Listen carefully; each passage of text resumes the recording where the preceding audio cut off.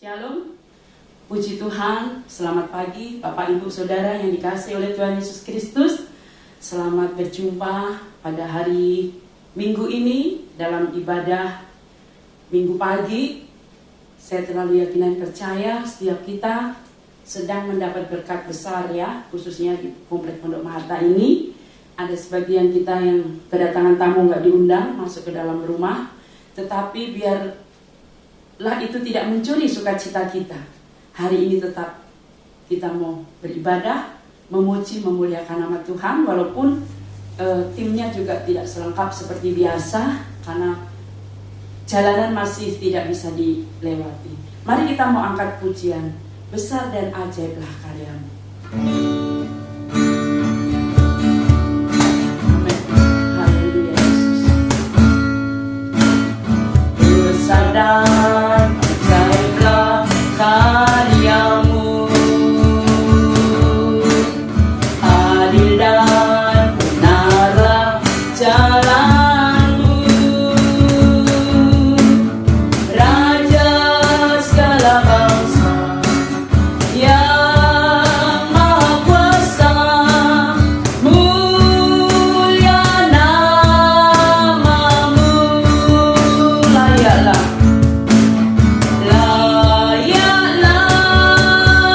segala bangsa sujud kepadamu,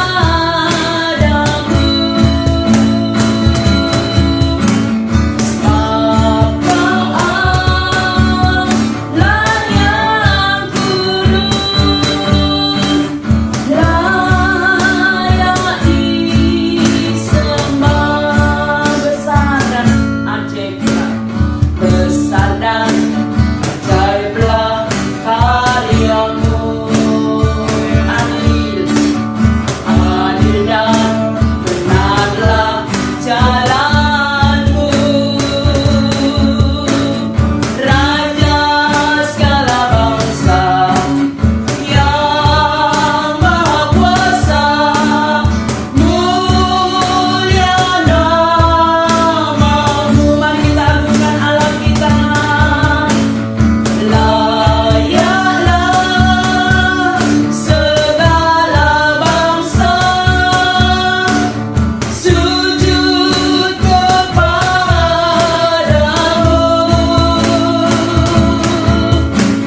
sebab Kau Allah yang kudus, layak disembah. Layaklah segala bangsa, layaklah segala bangsa sujud kepadamu. Amin, haleluya. Sebab Kau Allah yang kudus, layak disembah. Amin, amin, amin, haleluya. Puji Tuhan. Benar Bapa, bahwa Engkau Allah yang Maha Kudus, Allah yang layak kami puji, kami sembah, kami tinggikan. Pagi ini Tuhan, kami rindu menyanjung Engkau, kami rindu memuliakan Engkau, karena Engkau sungguh baik dalam kehidupan kami. Kami memulaikan ibadah kami, pimpinlah dari awal sampai selesai. Segala kuasa jahat yang akan coba-coba mengganggu ibadah kami tolak keluar di dalam nama Yesus. Kami mulaikan ibadah pada pagi ini dalam satu nama yang berkuasa, di dalam nama Bapa, Putra, dan Roh Kudus, yaitu Tuhan Yesus Kristus. Amin. Puji Tuhan. Ada sukacita Bapak Ibu Saudara? Haleluya. Mari kita angkat satu pujian. Hati yang gembira adalah obat. Hati yang gembira adalah obat, seperti obat hati yang senang, tapi semangat yang patah berikan tulang. Hati yang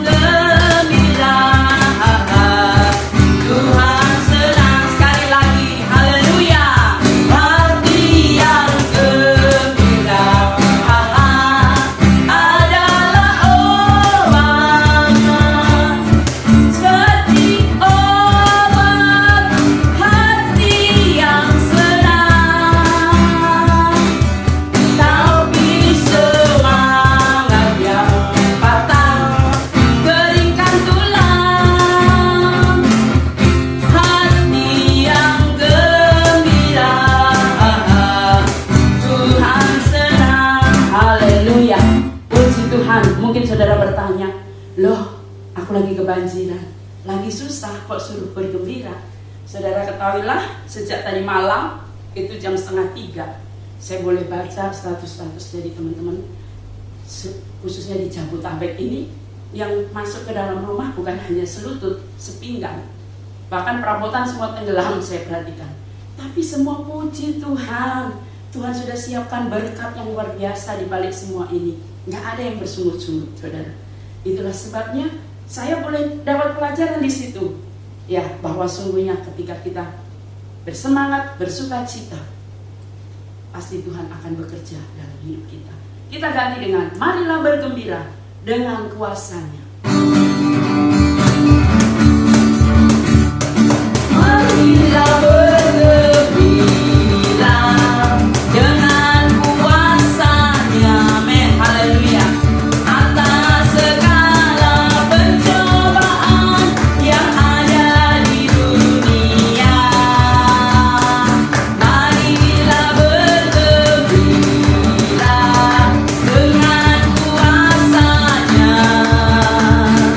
Atas segala pencobaan yang ada di dunia. Sekali lagi, marilah bergembira dengan kuasa-Nya. Atas segala pencobaan yang ada di dunia, marilah bergembira dengan kuasa-Nya. Atas segala pencobaan yang ada di dunia. Amin, haleluya. Memang anak-anak Tuhan itu dasar luar biasa. Apalagi ini, dalam pencobaan kok diajak gembira. Ya itulah saudara, kalau saudara mau mematahkan kuasa iblis, kuasa jahat, supaya dia tidak bersukacita atas kesesaan, penderitaan yang dihadapi oleh manusia, kita mau tetap bergembira, bersukacita. Karena disitulah letak kekuatan kita, letak kemenangan kita.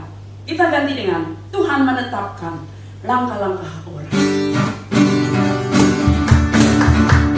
Tuhan menetapkan langkah-langkah orang yang hidupnya berkenan kepada-Nya. Haleluya. Apabila ia jatuh, tak sampai tergenang, sebab Tuhan menopang tangannya. Tangannya, oh tangannya, tangannya, oh tangannya, sebab Tuhan menopang tangannya.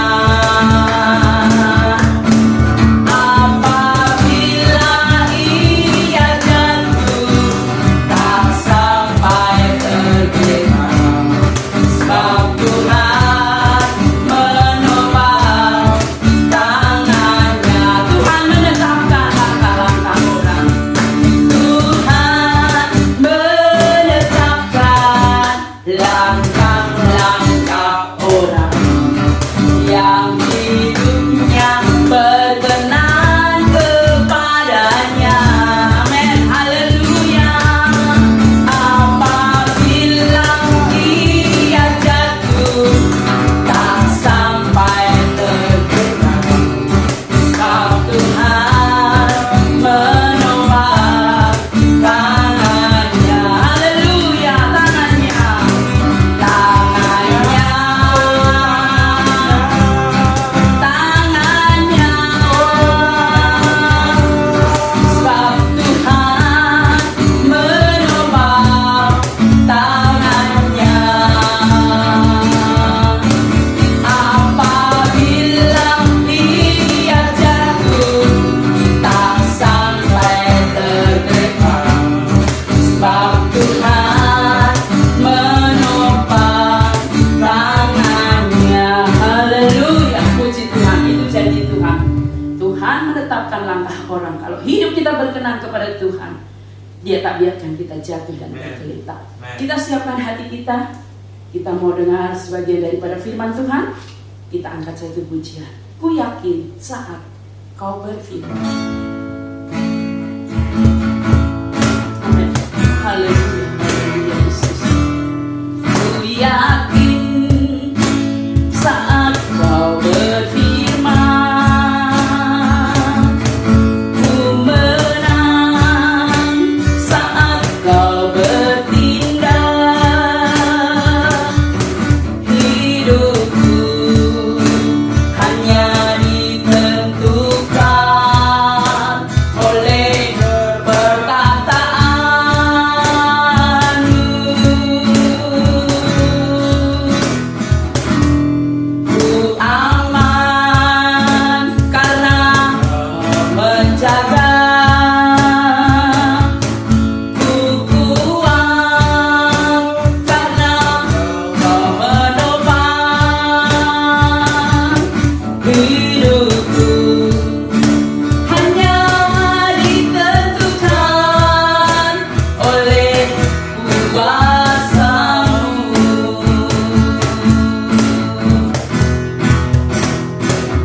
Bagi Tuhan tak ada yang mustahil. Bagi Tuhan tak ada yang tak mungkin. Mujizatnya disediakan bagiku. Ku diamkan dan dipulihkannya. Haleluya, haleluya. Ku yakin, haleluya Yesus. Ku yakin saat kau berfirman, ku menang saat kau bertindak. Hidupku hanya ditentukan oleh perkataan-Mu. Amin, amin, haleluya. Ku aman karena kau menjaga. Ku kuat karena kau menopang. Hidupku hanya ditentukan oleh kuasa-Mu. Haleluya Yesus. Bagi Tuhan tak ada yang mustahil. Bagi Tuhan tak ada yang tak mungkin. Mujizatnya disediakan bagiku. Ku diamkan dan dipulihkannya. Bagi Tuhan tak ada yang mustahil. Bagi Tuhan tak ada yang tak mungkin. Mujizatnya disediakan bagiku. Ku diamkan dan dipulihkannya. Haleluya. Terima kasih Bapa. Terima kasih Roh Kudus. Di pertengahan ibadah ini kembali kami datang kepadamu, bahwa hidup kami tidak ditentukan oleh situasi, oleh keadaan, oleh perkataan manusia, tapi hidup kami ditentukan oleh firman-Mu. Firman-Mu yang memberi masa depan, firman-Mu yang memberi pengharapan. Dan sebentar kami mau dengar firman-Mu, urapi hamba-Mu, urapi setiap sidang jemaat-Mu. Biar hati kami terbuka untuk firman-Mu. Kami percaya Engkau hadir di tengah pujian kami, Engkau hadir di tengah ibadah kami, dan Engkau akan menjamah, memberkati setiap kami yang boleh datang menghampiri Engkau pada ibadah minggu ini. Terima kasih banyak Bapa, kami akan sambut firman-Mu Dalam nama Tuhan Yesus Kristus. Amin. Puji Tuhan. Masih semangat Bapak Ibu Saudara yang dikasihi Tuhan? Saatnya kita siapkan hati kita untuk mendengar sebagian daripada firman Tuhan.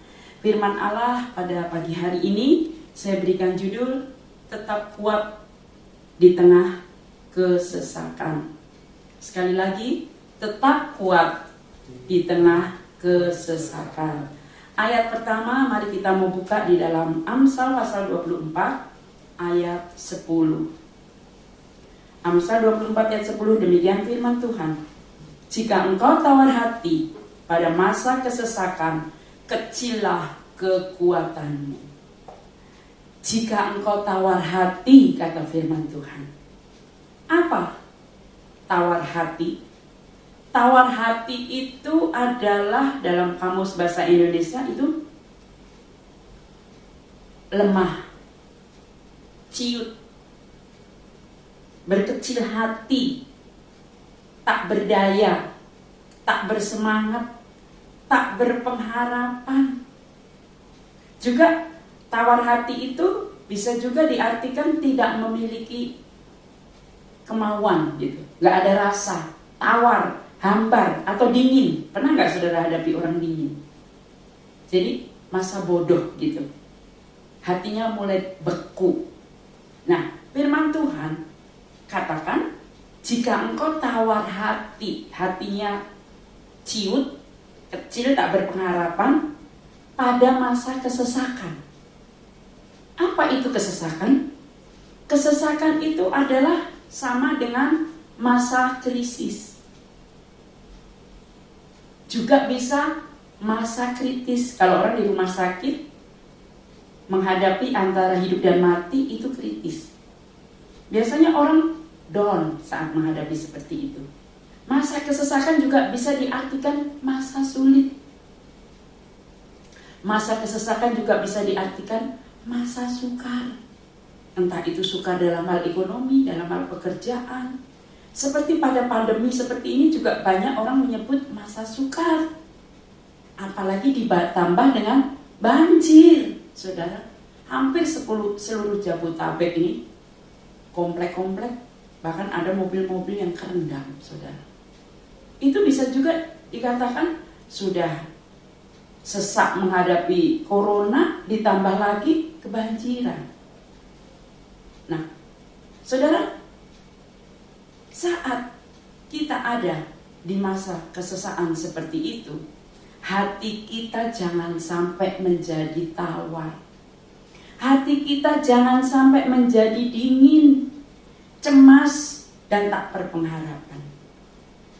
Juga banyak hal yang membuat orang tawar hati. Misalnya kelelahan, lelah tubuh, capek bekerja, ya. Itu bisa juga membuat orang tawar hati, lelah. Sampai kapan ini?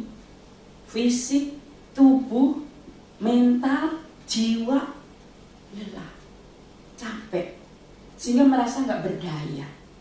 Merasa apa yang dia kerjakan dan lakukan sia-sia, karena tidak ada tanda-tanda pertolongan. Nah, itu yang disebut orang yang menghadapi kesesakan lalu tawar hati. Ada juga orang yang tawar hati karena menghadapi intimidasi terus-menerus. Perkataan, pelecehan, hinaan orang yang terus-menerus. Sehingga hatinya jadi cemas, jadi takut. Karena merasa terjepit, tertekan. Nah, di masa-masa seperti itu butuh kekuatan, saudaraku, supaya kita bisa bertahan, sehingga kita bisa menang menghadapi kesulitan dan kesesakan itu. Saat kita menghadapi kesesakan, kekuatan kita harus diperbesar. Karena kalau kita tidak memperkuat iman, memperkuat hati, maka kita bisa memiliki hati yang rapuh. Dan kalau hati sudah rapuh, gak mungkin kita menang menghadapi masa sulit atau kesesakan. Jadi saudaraku yang dikasihi oleh Tuhan, masa sulit, masa krisis adalah masa yang pasti akan pernah dihadapi oleh setiap orang. Kalau kita tahu setiap manusia pasti pernah, bahkan akan mengalami masa krisis seperti itu. Itulah sebabnya firman Tuhan mengingatkan, kalau kita menghadapi hal seperti itu harus kuat. Karena kalau kita kuat, kita bisa bertahan, kita menang. Tapi sebaliknya, kalau kita lemah, kita cemas, kita takut, kita menyerah, kita putus asa, akan hancur. Nah, tentu setiap kita mau jadi pemenang. Karena memang kita dilahirkan sebagai pemenang. Nah, kita mau jadi pemenang, kita nggak mau hancur. Kita nggak mau menjadi orang yang patah harapan, putus harapan. Untuk itu saudara, firman Tuhan menasihati, kita harus terus bersemangat. Harus terus bersukacita. Makanya tadi saya menyanyikan lagu-lagu tentang marilah bergembira dengan kuasanya atas segala pencobaan. Karena di dalam firman Tuhan, Amsal pasal 18 ayat 14 bagian A, di sana dikatakan orang yang bersemangat dapat menanggung penderitaannya. Itulah sebabnya kita bersyukur punya tuntunan, yaitu firman Tuhan. Firman Tuhan justru mengajak kita bergembira saat menghadapi masalah, saat dalam krisis. Saya tadi sudah memulai di awal ibadah ya. Tadi malam itu jam 3. Itu sudah banyak perumahan-perumahan yang kemasukan air. Rata-rata mereka pembuka dari bikin vlog lah, siaran langsung. Puji Tuhan, Tuhan baik, Tuhan dahsyat, Tuhan kirim berkat. Itu perkataan yang membangun dirinya sendiri, menguatkan dirinya sendiri. Padahal faktanya mungkin orang yang lihat aja gini, waduh, lah itu kasur, sofa, rumah baru lagi kan, semua kerendam, semua barang baru kerendam. Kok bisa bilang puji Tuhan? Lalu sementara di lain tempat bilang, oh puji Tuhan, Tuhan sudah utus ponaan untuk datang menolong. Padahal pasti hatinya kecilnya menangis. Karena apa? Dia punya ponaan itu dari luar pulau, pingin banget berkunjung ke rumah tantenya. Baru pertama kalinya berkunjung, kakak beradik, dan remaja lah begitu. Baru sampai sore, malam banjir. Tapi apa komentarnya? Puji Tuhan, Tuhan sudah kirim bala bantuan dari jauh. Gak ada itu namanya, aduh gimana ya, maaf ya, pas kamu datang terus akhirnya merasa bersalah sendiri. Enggak, saudara. Kita harus belajar untuk bersuka cita, bergembira. Dan saya lihat, perhatikan anaknya semua senyum. Nggak ada yang nangis. Bahkan anak yang paling kecil itu di kasurnya udah kemambang.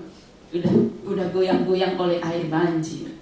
Nah, saudara, kalau kita lanjut lagi di dalam Amsal pasal 17 ayat 22. Hati yang gembira adalah obat yang manjur, tetapi semangat yang patah mengeringkan tulang. Nah, kalau kita lupa ayat ini, tadi kita juga udah nyanyi. Hati yang gembira adalah obat. Jadi saudara, dalam menghadapi kesesakan, kita tetap bersuka cita, bergembira, karena Tuhan. Karena ketika hati kita bergembira, itu obat yang manjur, kata firman. Tentu sebaliknya, kalau hati kita bersungut-sungut, marah-marah, berkecil hati, pasrah, bukan pasrah sama Tuhan, pasrah nasib, menyerah pada nasib, berputus asa, itu akan bisa menimbulkan sakit penyakit. Saya banyak mendengar kesaksian dari teman-teman yang kena sakit corona. Mulai dari yang di Nusa Tenggara, yang di Jakarta. Kenapa mereka sembuh? Salah satunya adalah karena mereka bersemangat, bersuka cita. Mereka berpikir begini, toh penyakit itu sudah datang, penyakit itu sudah ada. Kita nggak bisa buat apa. Lebih baik ingat firman. bergembira, bersukacita. Walaupun harus menelan obat yang besar-besar, yang banyak banget. Walaupun mungkin mulut katanya tidak bisa merasakan apa-apa. Bahkan nyium bau toilet pun tidak kecium. Pasti ada rasa takut.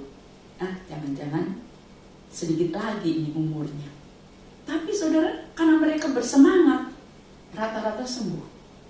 Dan sembuh total, saudara. Keluar dari isolasi, bisa pulang ke rumah.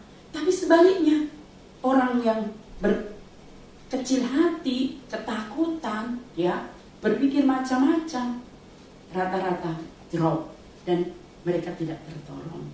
Sebab itu, biarlah jangan sampai dalam menghadapi kesesakan hari-hari ini, karena situasi ya, udah corona, banjir, masalah pekerjaan, masalah pendidikan, atau mungkin bahkan ada kesesakan-kesesakan lain yang saya tadi sudah singgung.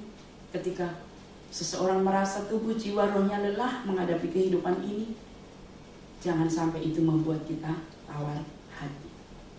Tetapi mari kita mau memperkuat mental kita. Di dalam Yesaya pasal 35 ayat 4, kita buka Yesaya 35 ayat 4, demikian firman Tuhan. Katakanlah kepada orang-orang yang tawar hati, kuatkanlah hati, janganlah takut. Saudara, di sini firman Tuhan berkata, katakanlah kepada orang-orang yang tawar hati, kuatkanlah hatimu, janganlah takut. Jadi kalau hari ini saudara mungkin ada di antara saudara yang tawar hati, yang berkecil hati, yang drop karena masalah, kelelahan tubuh, fisik, maupun rohani, jasmani, katakan kepada diri sendiri, kuatkan hatimu, jangan takut. Bukan tanpa alasan firman Tuhan ini dibentangkan. Kalau ayat selanjutnya, lihatlah, Allahmu akan datang dengan pembalasan dan dengan ganjaran Allah. Ia sendiri datang menyelamatkan kamu. Saya tekankan bagian akhir, ia yaitu Allah sendiri datang menyelamatkan kamu. Kenapa kita harus tetap kuat? Jangan takut, karena yang memperkatakan firman Tuhan sendiri yang akan datang untuk memberi pertolongan, menyelamatkan. Sesuai tema Natal kita tahun 2021, Immanuel. Dalam kesesakan, masalah sekalipun dia tetap hadir. Dia ada. Jangan berprasangka buruk, oh saya menghadapi masalah, berarti Tuhan jauh dari saya. Siapa bilang? Immanuel, dia ada. Dia datang. Di sini dikatakan untuk menyelamatkan kamu. Itulah sebabnya seseorang bisa berkata kepada temannya yang mulai lemah, drop, lelah jasmani, rohani, pikiran, kuatkan hatimu, jangan takut. Karena Allah, dia akan datang menolong, menyelamatkan. Saudara, pada dasarnya semua manusia itu bisa lemah. Sekuat apapun rohani saudara, bisa lemah. Sekuat apapun fisik saudara, bisa lemah mentalnya ketika menghadapi apa yang namanya kesesakan. Itulah sebabnya perlu latihan. Ada contoh dalam 1 Samuel 17 ayat 32. Demikian firman Tuhan, berkatalah Daud kepada Saul, janganlah seorang menjadi tawar hati karena dia. Hambamu ini akan pergi melawan orang Filistin itu. Ayat ini ditujukan kepada siapa? Daud berkata kepada Raja Saul. Raja Saul, raja pertama bangsa Israel. Perawaannya tinggi. Soal berperang, dia jagonya. Dia orang nomor 1, raja yang dipilih Tuhan. Tapi coba lihat, saat menghadapi kesesakan, menghadapi Goliat, dia tawar hati. Dia takut. Bukan hanya Raja Saul yang takut, seluruh rakyat Israel. Namanya seluruh, itu semua. Perwilanya, prajuritnya, rakyatnya. Bukan hanya ibu-ibu dan anak-anak, bapak-bapaknya, pemudanya, semua tawar hati. Tetapi Daud seorang diri yang kuat. Di sini dikatakan, Daud berkata kepada Saul, janganlah seseorang menjadi tawar hati. Daud juga berkata kepada bangsa Israel, jangan tawar hati. Daud seorang yang mempercayai Tuhan, yang sudah terlatih keberanian mentalnya. Dia menjadi seorang yang berani, kuat, semangat walaupun di depannya ada musuh yang sama, Goliat. Istilahnya Daud ini diinjak saja mati. Kalau Saul masih mending, dia punya senjata, pintar berperang. Daud tidak. Tapi kenapa Daud berani? Karena Daud, dia sudah terlatih. Kunci keberanian Daud terletak pada pengalaman iman bersama Tuhan. Kalau saya petik lagi di dalam 1 Samuel 17, kalau saudara baca ayat yang ke-34 sampai 35, di sana dikatakan ayatnya yang ke-34 itu, demikian firman Tuhan, tetapi Daud berkata kepada Saul, hambamu ini biasa menggembalakan kambing domba ayahnya. Apabila datang singa atau beruang yang menerkam seekor domba dari kawanannya, maka aku mengejarnya, menghajarnya, dan melepaskan domba itu dari mulutnya. Kemudian apabila ia berdiri menyerang aku, maka aku akan menangkap janggutnya, lalu menghajarnya dan membunuhnya. Ayat 36, baik singa maupun beruang telah dihajar oleh hambamu ini, dan orang Filistin yang tidak bersunat itu, ia akan sama seperti salah satu daripada binatang itu, karena ia telah mencemooh barisan daripada Allah yang hidup. Nah, saudara, di sini saya ambil kata hambamu ini biasa. Jadi bukan sekali dua kali, sudah terlatih, sudah terbiasa ada di padang mengembalakan domba.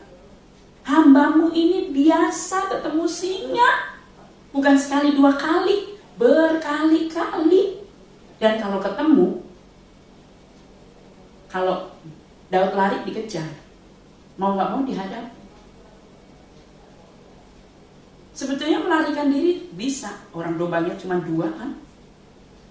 Tapi dia bertanggung jawab atas apa yang Tuhan percayakan. Sehingga Daud bilang apa? Biasa bertemu singa. Melawan singa itu biasa. Berantem dan membunuh beruang itu biasa. Merobek mulut beruang itu biasa. Jadi sudah terlatih menghadapi masalah berat. Menghadapi beruang, singa di tengah padang belantara itu kan taruhannya nyawa. Tetapi dalam menghadapi tantangan berat itu, Daud sudah terbiasa. Pengalaman iman Daud bersama Tuhan menghasilkan keberanian. Demikian pula kita harus memiliki pengalaman iman, saudara. Kita harus menjadi seorang yang bersemangat. Pengalaman iman itu kalau kita hadapi masalah, tantangan, jangan lari. Tapi mari kita hadapi bersama Tuhan. Kalau kita loncat, contoh lain di dalam Yosua pasal 1 ayat 9. Bagian B dikatakan, janganlah kecut dan tawar hati, sebab Tuhan Allahmu ini menyertai engkau kemanapun engkau pergi. Ini adalah firman Tuhan kepada Yosua. Saat Musa mati, Yosua harus menggantikan Musa, memimpin bangsa Israel.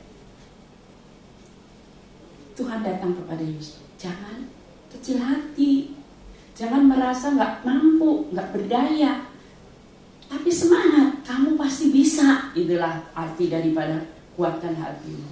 Dan benar, Yosua mampu menggantikan Musa yang sudah berpengalaman itu, memimpin bangsa Israel yang bukan bangsa yang bisa diatur ya. Kita semua tahu, tegar tengkuk dan sebagainya.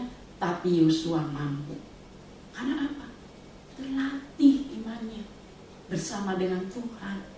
Juga kalau saudara baca Yosua 8 ayat 1, ketika menghadapi bangsa Ai, karena tadinya kalah gara-gara akan mencuri sesuatu dari kota Ai, sehingga Yosua dan pasukannya terpukul kalah. Tapi Tuhan berfirman, ketika Akan yang mencuri barang jarahan itu sudah dihukum, Tuhan berfirman kepada Yosua dalam Yosua 8 ayat 1, janganlah takut dan janganlah tawar hati. Ketahuilah aku serahkan kepadamu raja negeri Ai. Saudara, firman Tuhan bilang janganlah takut dan jangan tawar hati. Tuhan berjanji apa? Aku. Jadi yang berperang Tuhan, bukan Yosua. Aku yang akan menyerahkan raja negeri Ai, rakyat kota Ai, bahkan kotanya. Itu yang Tuhan akan serahkan kepada Yosua.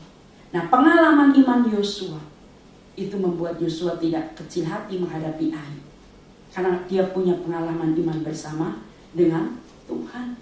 Juga di dalam 1 Tawarikh 28 ayat 20, Daud menasehati anaknya Salomo. Daud, dia bercita-cita mendirikan bait suci. Tetapi sampai Daud mati, itu tidak berdiri. Karena Daud itu sudah menodai tangannya dengan berperang, ya, membunuh. Akhirnya Salomo.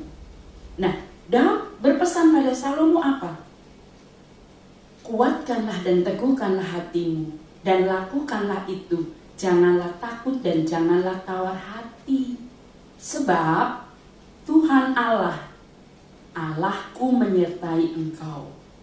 Ia tidak akan membiarkan dan meninggalkan engkau sampai segala pekerjaan untuk ibadah di rumah Allah selesai. Alasan kenapa kita gak perlu takut tawar hati? Karena Allah menyertai pekerjaan tangan daripada Salomo. Jadi saudara, hari-hari ini mungkin saudara lelah, fisik, jasmani, rohani, percayalah. Kalau Tuhan bilang, jangan tawar hati, karena itu akan membuat kita lemah. Mari kita tetap bersemangat, berpengharapan kepada Tuhan. Ayub saja yang menghadapi kesesakan yang luar biasa. Dalam Ayub 39 ayat 25 berkata, kedahsyatan ditertawakannya. Ia tidak pernah kecut hati dan ia pantang mundur menghadapi pedang. Saudara, mari kita mau jadi orang yang seperti ini. Kita mentertawakan itu kesesakan, ya, masalah, persoalan, gak ada artinya. Karena apa? Kita punya Tuhan. Allah kita jauh lebih besar dari masalah persoalan yang kita hadapi. Puji Tuhan saudara. Lanjut, satu ayat lagi kita akan baca di dalam Perjanjian Baru. Paulus, dia seorang pemberita Injil, menghadapi banyak kesesakan. Ditawan, dihukum, didera, dicaci maki, keluar masuk penjara. 2 Korintus 4 ayat 1 katakan apa? Karena itu kami tidak tawar hati. Paulus juga gak mau tawar hati. Dia tetap menjadi orang yang kuat, orang yang semangat, terlatih mentalnya, tidak mudah down. Dalam 2 Korintus 4 ayat 16 itu, Paulus tidak tawar hati meski manusia lahir merosot. Nah, kita semua tubuh jasmani ini mungkin kekuatan fisiknya bisa merosot karena usia. Tapi Rasul Paulus bilang apa?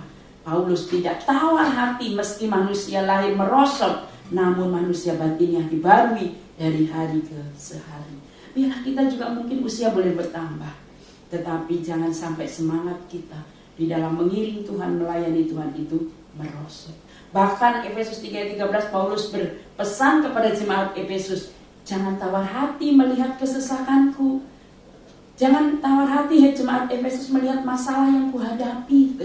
Karena kesesakan itu kemuliaan bagimu, kata Paulus. Jadi di balik kesesakan bagi anak Tuhan ada kemuliaan. Di balik salib ada kemuliaan. Tanpa salib tak ada kemuliaan. Tanpa kesesakan tak ada naik level, tak ada kemenangan. Tanpa peperangan tak ada kemenangan. Kalau saudara mau menang dalam menghadapi apapun, mari hadapi tantangan, hadapi masalah. Tetap miliki mental kuat, jangan memiliki mental tempe ya kalau orang Jawa bilang. Tetap tangguh di tengah krisis, tetap optimis di tengah pandemi, di tengah banjir, tetap berkarya di tengah masalah. Karena orang sukses, pemenang adalah orang yang berhasil melewati masa-masa sulit dan dapat mengendalikan situasi. Tidak dikendalikan oleh situasi. Kalau saudara dan saya mau disebut orang sukses, saudara dan saya harus mampu berhasil melewati masa sulit. Ingat Daud, ingat Yosua, ingat Ayub, Paulus, mereka terlatih. Kita pun akan bisa terlatih.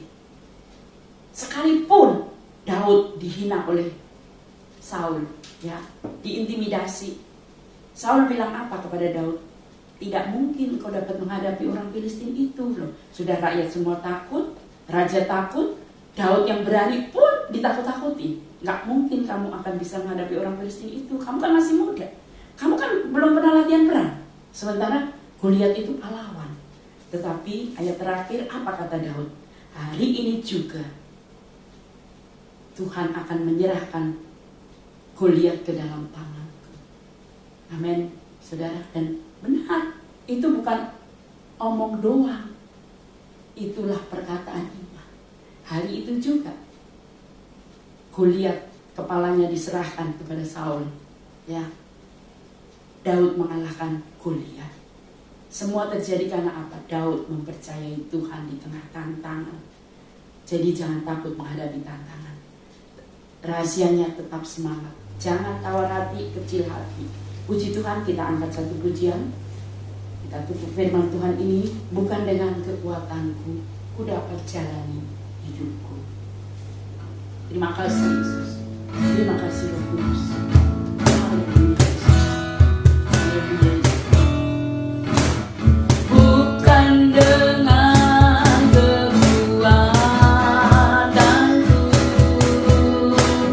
ku dapat jalani hidupku. Tanpa Tuhan yang bisa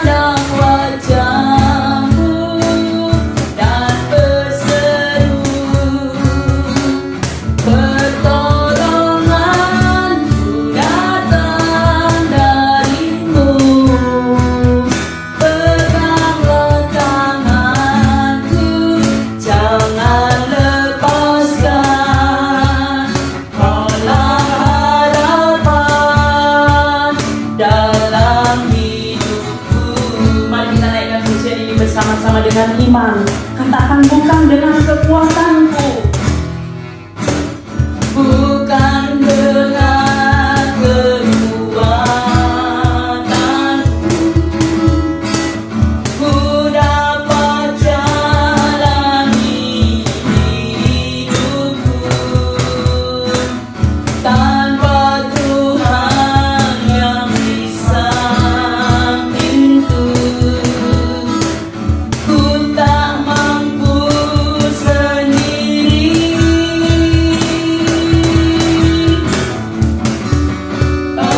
Engkaulah kuatku yang menopangku. Ku pandang wajah-Mu dan berseru, pertolonganku datang dari-Mu. Peganglah tanganku, jangan lepaskan. Kaulah harapan dalam hidupku. Ku pandang wajah-Mu dan berseru, pertolonganku datang dari-Mu. Peganglah tanganku, jangan lepaskan. Kaulah harapan dalam hidupku. Haleluya. Haleluya. Terima kasih banyak Tuhan. Pagi hari ini kami sudah dengar firman-Mu, kami sudah diingatkan kembali supaya kami tidak tawar hati, tidak kecil hati, tidak drop, tidak ciut hati saat menghadapi kesesakan. Entah kesesakan apapun hari ini yang sedang kami hadapi, mungkin sakit penyakit, mungkin masalah yang bertubi-tubi, mungkin pandemi yang membuat kami kehilangan pekerjaan, kehilangan penghasilan. Tapi biarlah itu tidak membuat kami patah semangat, tidak membuat kami berputus asa, karena Kau berkata jangan kecil hati, jangan tawar hati, aku menyertaimu. Terima kasih buat janjimu bahwa Engkau akan menyertai setiap kami, bahwa setiap semangat yang kami bangun akan menghasilkan hati yang gembira, akan membuat kami sehat. Biarlah kami boleh senantiasa bersuka cita karena Tuhan. Terima kasih banyak Bapa, berkati seluruh umat-Mu yang sudah beribadah pagi ini. Baik anak-anak sekolah minggu, remaja, kaum muda, bapak-bapak, ibu-ibu, besar, kecil, tua, muda, pria, wanita. Tuhan, Engkau kuatkan dan mampukan kami. Terlebih sebagian kami jemaat-Mu di GBDI Pondok Maharta ini, yang hari ini Tuhan baru saja menghadapi banjir besar. Tuhan, mari Engkau menghiburkan kami. Beri kesehatan, kekuatan, supaya tubuh kami tidak drop, tidak lelah, karena Engkau yang membantu memberi kekuatan kepada kami. Immanuel menyertai kami. Terima kasih banyak Tuhan. Terima kasih Tuhan Yesus. Kami juga menyerahkan anak-anak-Mu yang dalam pemulihan kesehatan. Engkau terus pulihkan dia. Engkau terus pulihkan Ibu Pio, Ibu Mar, juga yang lain-lain. Kalau mungkin ada yang sakit, Tuhan pulihkan kesehatan mereka. Supaya dengan tubuh yang sehat, mereka dapat beraktivitas memuji memuliakan Engkau. Terima kasih banyak Tuhan. Terima kasih. Apapun aktivitas kami sepanjang hari ini, Tuhan pun memberkati. Sepanjang minggu ke depan, Tuhan terus menolong kami. Sekarang, saudara angkat tangan saudara. Saudaraku yang dikasihi oleh Tuhan Yesus Kristus, terimalah berkat, kasih sayang, anugerah yang datang dari Allah Bapa, Allah Putra, Allah Roh Kudus. Tuhan Yesus Kristus menyertai kita semua hari ini sampai Maranatha. Kami terima berkat Tuhan dalam satu nama yang berkuasa, Tuhan Yesus Kristus. Amin.